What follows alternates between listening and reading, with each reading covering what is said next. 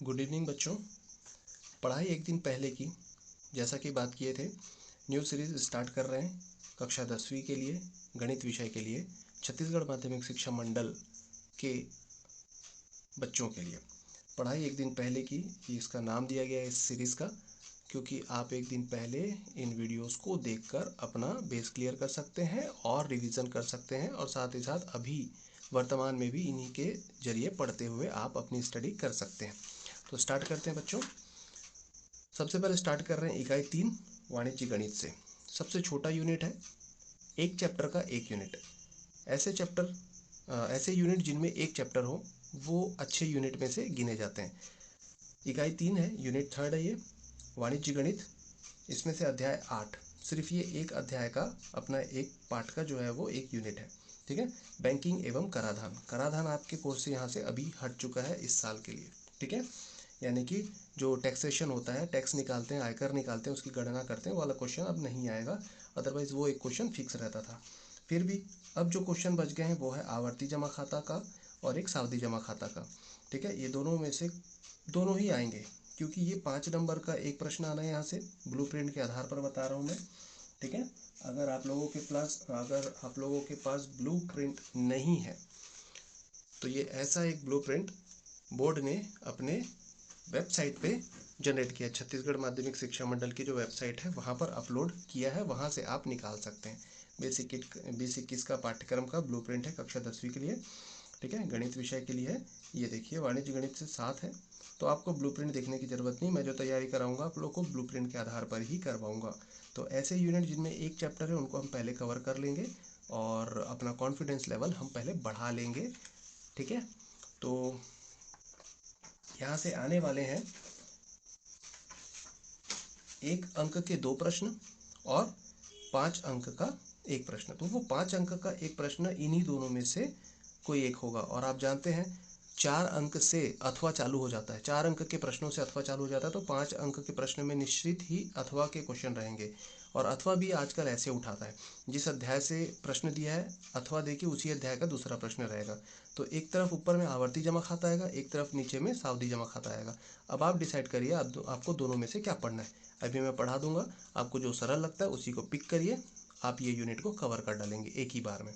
ठीक है, बहुत ही सिंपल है ये, दोनों में से कोई एक क्वेश्चन कर सकते हैं, और अगर दोनों अच्छा लगता है तो दोनों कर लीजिए, आपको जो भी बनेगा बना सकते हैं। ठीक है, यहाँ पर हम लोग देखेंगे बैंकिंग क्या होता है, खातों के प्रकार देखेंगे, किस किस टाइप के बैंक में अकाउंट्स खोलते हैं, आवर्ती जमा खाता के बारे में जानेंगे जिसको हम आरडी अकाउंट बोलते हैं, रिकरिंग डिपॉजिट। ठीक है, और एक सावधि जमा खाता होता है जिसको अपन फिक्स डिपॉजिट बोलते हैं, एफडी अकाउंट। ठीक है, तो बैंकिंग क्या होती है? बैंकिंग मतलब कि बैंक में आप लेन देन करते हैं, खाते खुलवाते हैं, खातों में पैसा डालते हैं, एक खाते से दूसरे खाते में पैसा डालते हैं, खातों से पैसा निकालते हैं, ट्रांजैक्शन होता है, लेन देन होता है, भुगतान की प्रक्रिया होती है, जमा की प्रक्रिया होती है। ये सब घटनाओं को हम क्या बोलते हैं? इन ऑल बैंकिंग कहते हैं। ठीक है, ये जो बैंकिंग है बहुत अच्छी सुविधा प्रदान करता है। क्या सुविधा प्रदान करता है? हमारे जो पैसे हैं वो बढ़कर हमें कुछ समय के बाद, कुछ वर्षों के बाद हमें मिलते हैं। कभी भी बैंक में पैसा घटेगा नहीं, बैंक में पैसा बढ़ता है, तो वो ग्राहकों की सुविधा के लिए है।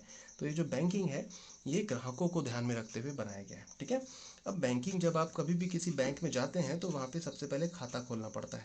ठीक है, और खाता खोलने के लिए किस किस प्रकार के खाते खुलेंगे?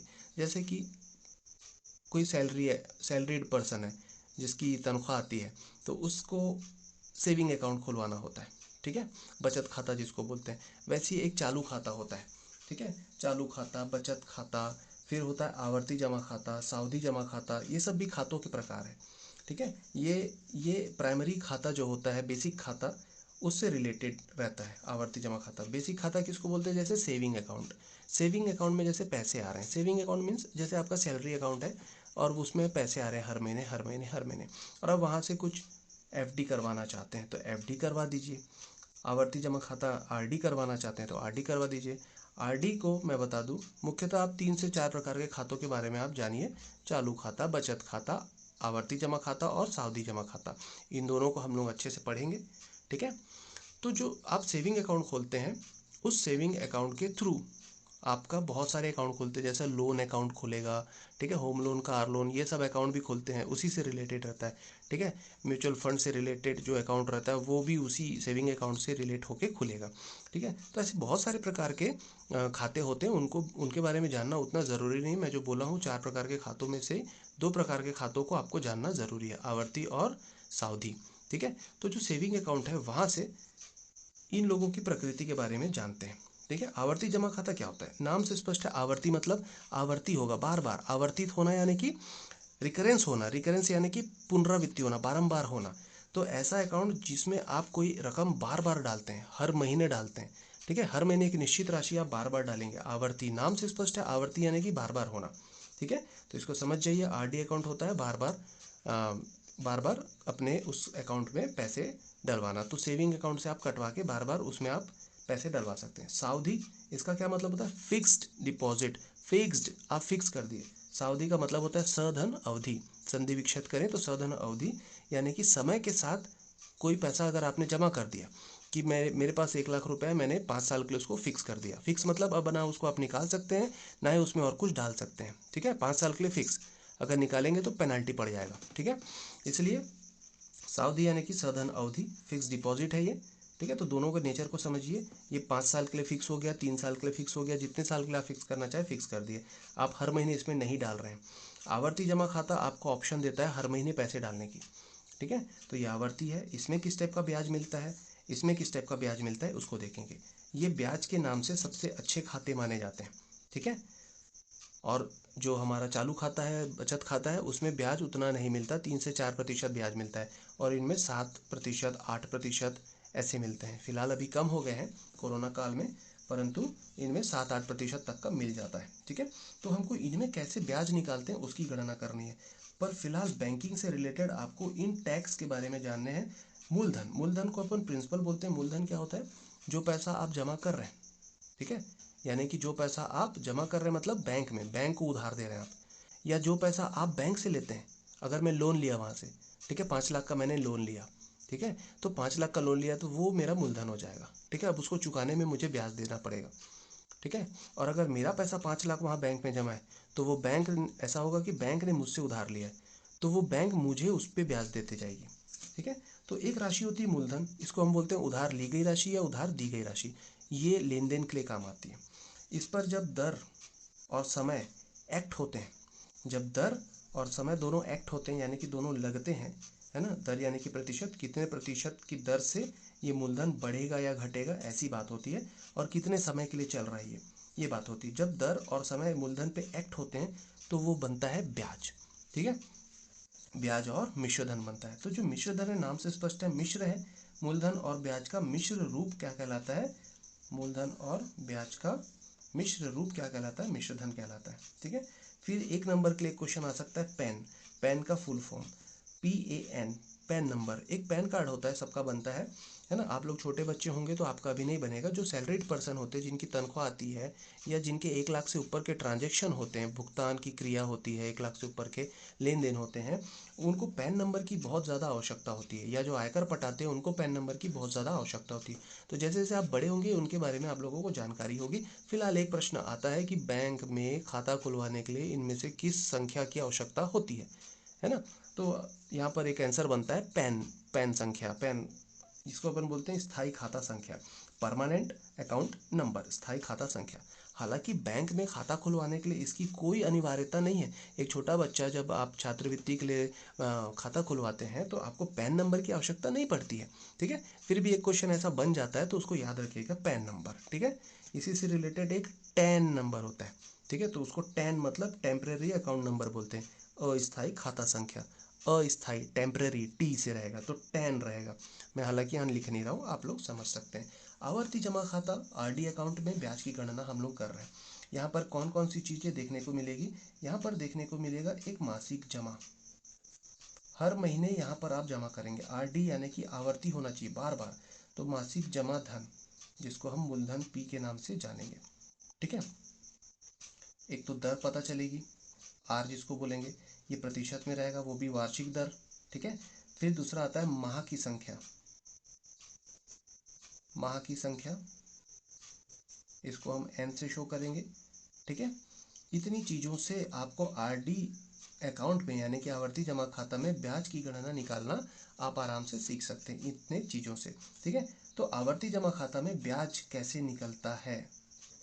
आवर्ती जमा खाता में मिलने वाला ब्याज, इसका सूत्र होता है मासिक जमा धन,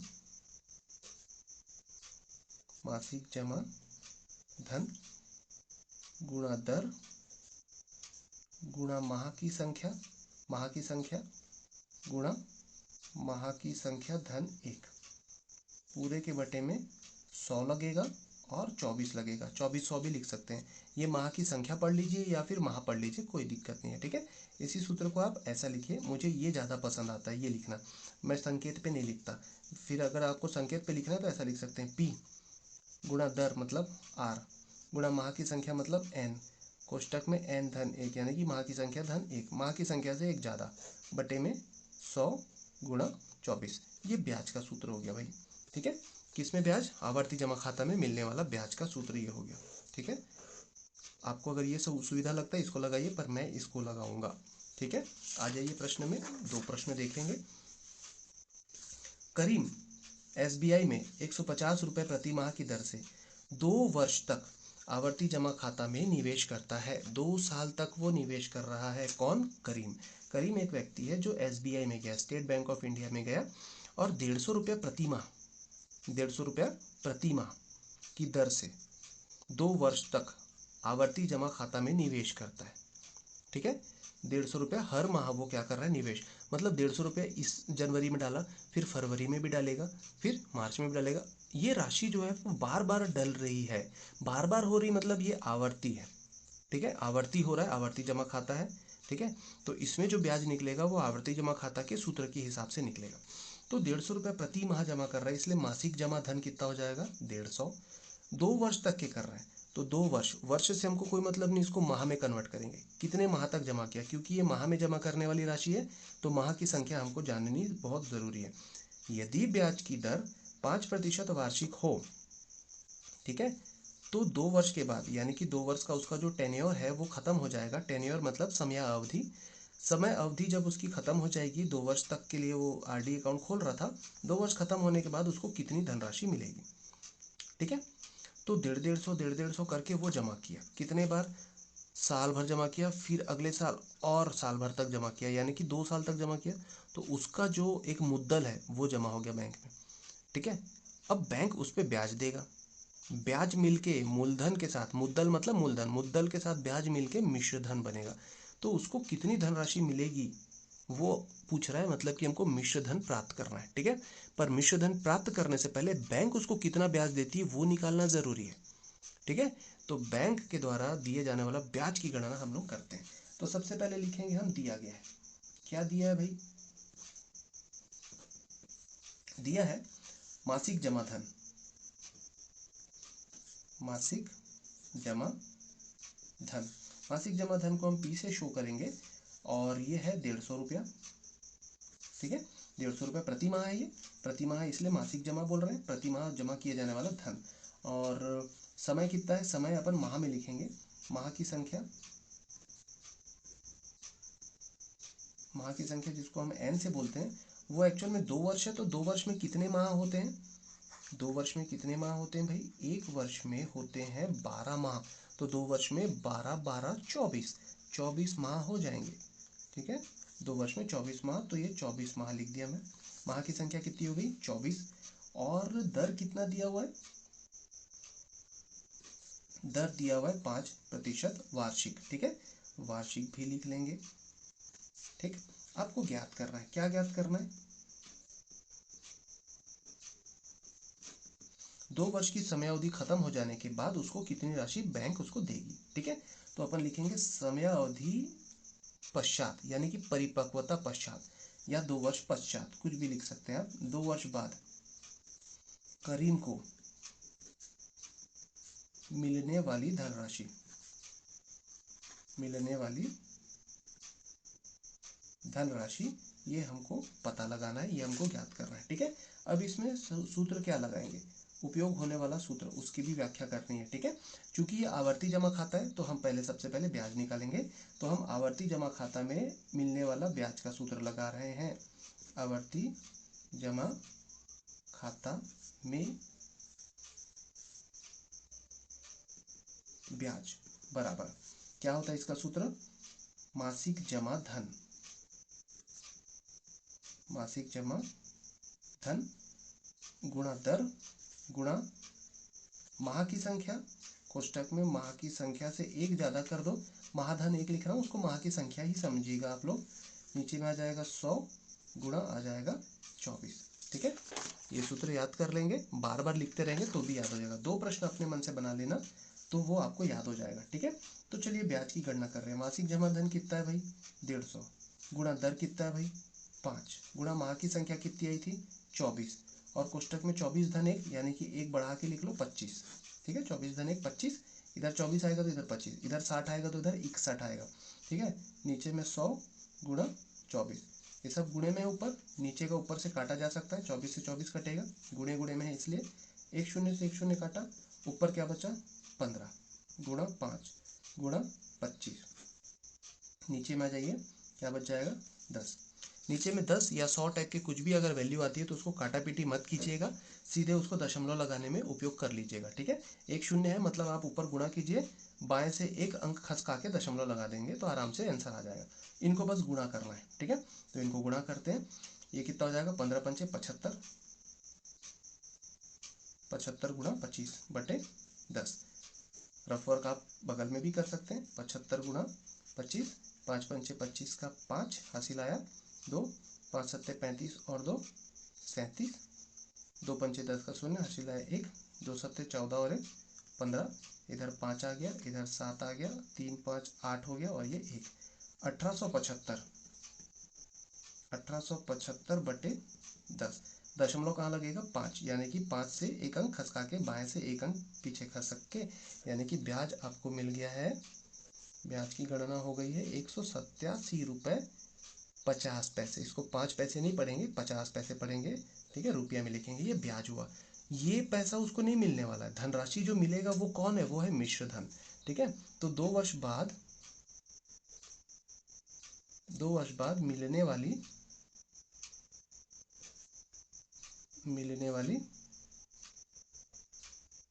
धनराशि, ये तो बैंक अपने तरफ से देगी। ठीक है, करीम ने 150 करके अभी तक कितने जमा कर लिए, सोचिए। करीम 150 रुपया कितनी बार जमा किया, हर माह जमा कर रहा है। और कितने माह तक ये गणना चला है 24 माह तक, मतलब एक माह 150 रुपया जमा किया, फिर दूसरे माह 150 जमा किया, फिर तीसरे माह 150 जमा किया, फिर चौथे माह फिर 150 जमा किया। ऐसे ही कब तक कर रहा है, 24 बार कर रहा है वो। तो 24 टाइम्स यानी कि 24 गुना करेंगे आप उसको। ठीक है, कितना जमा किया 150, कितने बार किया 24 बार किया। ठीक है, अगर आप 100 रुपया 3 बार जमा करते हैं तो 100 गुना 3 यानी कि 300। अगर आप 100 रुपया 6 बार जमा करते हैं तो 100 6 बार यानी कि 6 गुना यानी कि 600। वैसे ही 150 रुपया 24 बार गुना कर रहा हूँ, जमा कर रहा हूँ, तो 24 से उसको गुना कर देंगे। ये राशि करीम जमा किया है, ये करीम का पैसा है। ठीक है, उसका पैसा है। अब इसमें बैंक कितना ब्याज दे रही है 187 रुपया 50 पैसा, इसको गुणा कर लेंगे। ठीक है, ये एक शून्य है, ये इकाई पे रहने दो, 15 चौक 60, 60 का शून्य हासिल आया 6, 15 दूनी 30 6 36। ठीक है, ये 3600 हो गया, ये उसके द्वारा जमा हुआ है, और 187 उसके में जोड़ देंगे। ठीक है, तो 3600 में 187 जोड़ दीजिए। कईयों को अगर नहीं पता रहता है तो मैं बता दूं, ऐसे जुड़ता है ये, बिना दशमलव वाली संख्या में दशमलव लगा के शून्य शून्य कर सकते हो। अब इसके नीचे 187 को जमाओ, दशमलव के नीचे दशमलव जमाओ, इधर 5 है, कुछ नहीं मतलब इधर शून्य लगा सकते हो आप, और ये 187 हो जाएगा। जोड़ना है आपको, ये हो गया शून्य, ये हो गया 5, ये हो गया 7, ये हो गया 8, 6 और 1 7, 3787, 3787 रुपया 50 पैसा। ठीक है, तो आंसर वाली लाइन लिखेंगे, बैंक द्वारा करीम को कितनी धनराशि वापस की जाएगी, भुगतान की जाएगी 3787 रुपया 50 पैसा भुगतान किया जाएगा। ठीक है, इतना पूरा लिख के ख़त्म करेंगे, आराम से आपको 5 नंबर मिल जाएगा। ठीक है, चलिए आंसर भी आ चुका है, आंसर की जांच हो चुकी है। अब बढ़ते हैं दूसरे क्वेश्चन की तरफ। ये थोड़ा सा इनडायरेक्ट क्वेश्चन है। एक होता है डायरेक्ट क्वेश्चन, जिसका आपने सूत्र पढ़ा है वही निकाल रहे हो, इसको डायरेक्ट क्वेश्चन बोलते हैं। ब्याज का सूत्र पढ़े, ब्याज निकला, डायरेक्ट क्वेश्चन। अब ब्याज का सूत्र है और ब्याज नहीं निकालने बोल रहा है, ब्याज को दे दिया है, इधर का कोई एक चीज छुपा रहा है, उसको बोलते हैं इनडायरेक्ट क्वेश्चन।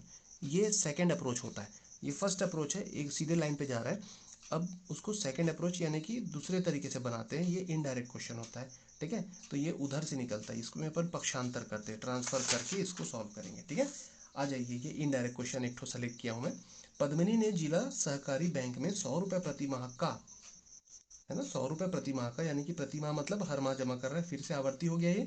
100 रुपये प्रति माह का 10 वर्ष के लिए आवर्ती जमा खाता खोला, 10 साल के लिए खोला उसने, मतलब एक साल में 12 महीने होते हैं, 12 माह तक जमा किया, फिर 12 माह तक जमा किया, ऐसे कितने बार कर रहा है वो, 10 साल तक कर रहा है। तो एक साल में 12 माह, तो 10 साल में कितना माह हो जाएगा, 12 दहम 120 माह, 120 माह तक के वो 100 जमा कर रहा है। 120 माह तक के वो 100 जमा करते आ रहा है। तो 120 गुना 100 कर लो जरा, 12,000, 12,000 उसका जमा हो जाएगा 10 साल तक के, 100 रुपये हर माह जमा कर रहे हैं ना वो। ठीक है, तो 12,000 उसका जमा हो जाएगा। ये है आवर्ती जमा खाता, क्योंकि बार बार जमा कर रहे हैं।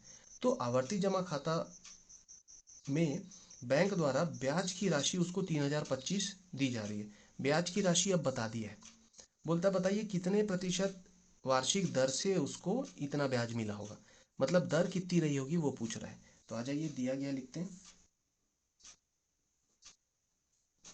दिया है, क्या दिया है, मासिक जमा धन,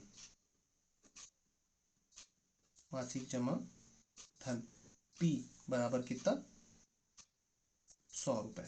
ठीक है, 10 वर्ष मतलब समय, समय जो कि माह में निकलता है ना, समय यानी कि माह की संख्या, माह की संख्या n, ये देखो एक्चुअल में 10 वर्ष है, 10 वर्ष में कितने माह हो जाएंगे, एक वर्ष में 12 माह, तो 10 वर्ष में 12 दाम 120 माह, तो n की संख्या कितनी हो जाएगी, 120 माह।